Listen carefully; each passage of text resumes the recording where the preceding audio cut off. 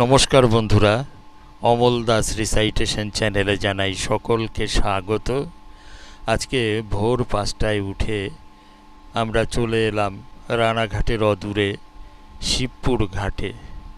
শিবপুর ঘাট চূর্ণী নদী এবং ভাগীরথী নদীর সংযোগস্থল অর্থাৎ মোহনা।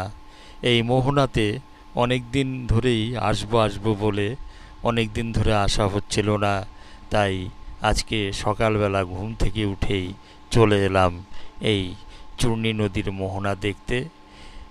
এ পাড়টা রয়েছে, আমরা যে পারে রয়েছি এ পাড়টা শিবপুর ঘাট এবং চূর্ণী নদীর ওপারটায় গোসাইচর বলা হয়।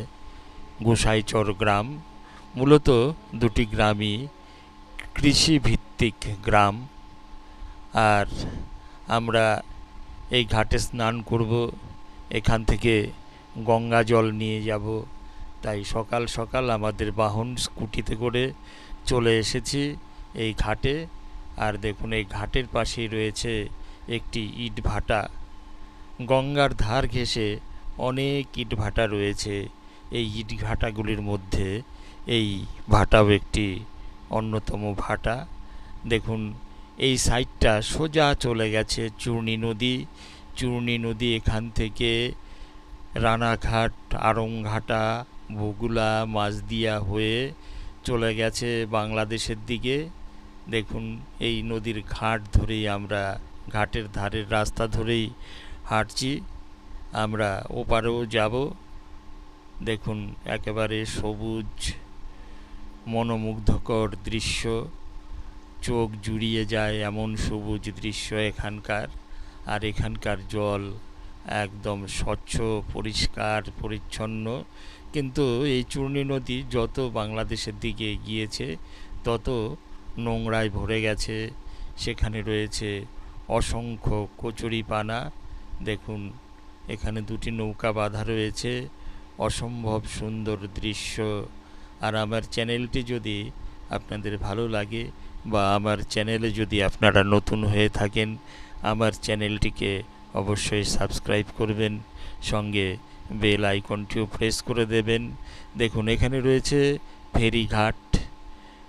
শিবপুর ঘাট এবং গোসাইচরের মধ্যে যোগাযোগ স্থাপনকারী এই ফেরিঘাট। আমরা এই ফেরিঘাটে নামবো এবং এখান থেকে সোজা চলে যাব গোসাইচর, সেখানে একটু ঘুরবো, তারপরে আমরা ফিরে আসব। ফিরে এসে শিবপুর ঘাটে গঙ্গা স্নান এবং গঙ্গা জল নিয়ে তারপরে বাড়ি ফিরব। দেখুন, ফেরি এসে পৌঁছালো শিবপুর ঘাটে। মোটর সাইকেল এখান দিয়ে যাতায়াত করে। আর জনপ্রতি সাইকেল সহ 5 টাকা এবং মোটর সাইকেল 10 টাকা নেওয়া হয় পারাপারের জন্য।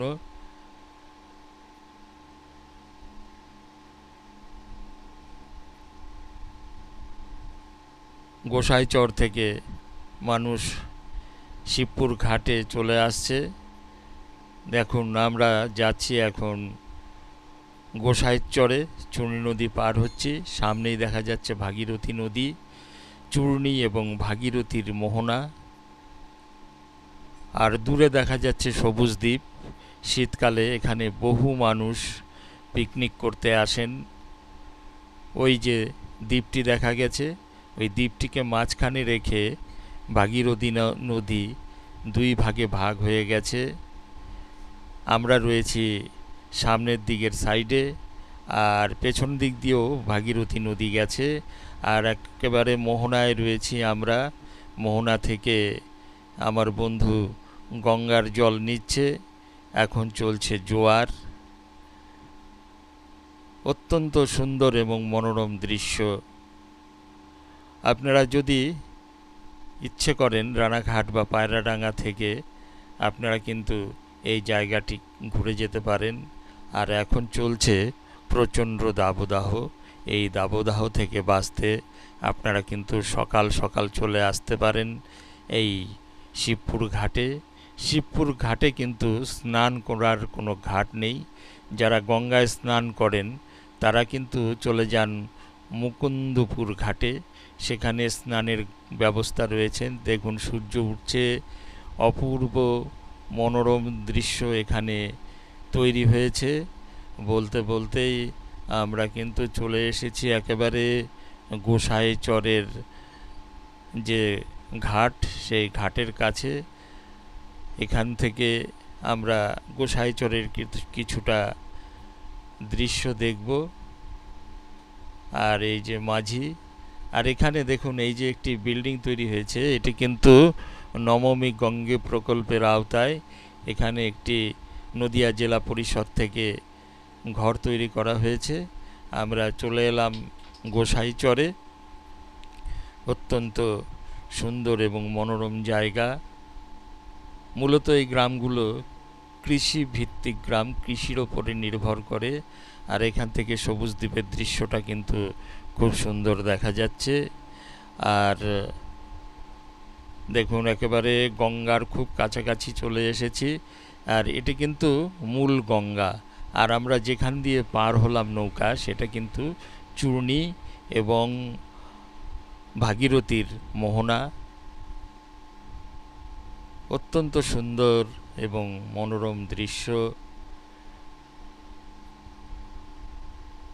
আজকের মতো এই ভিডিওটি আমি এখানেই সমাপ্ত করছি। আপনারা অবশ্যই একবার ঘুরে যাবেন।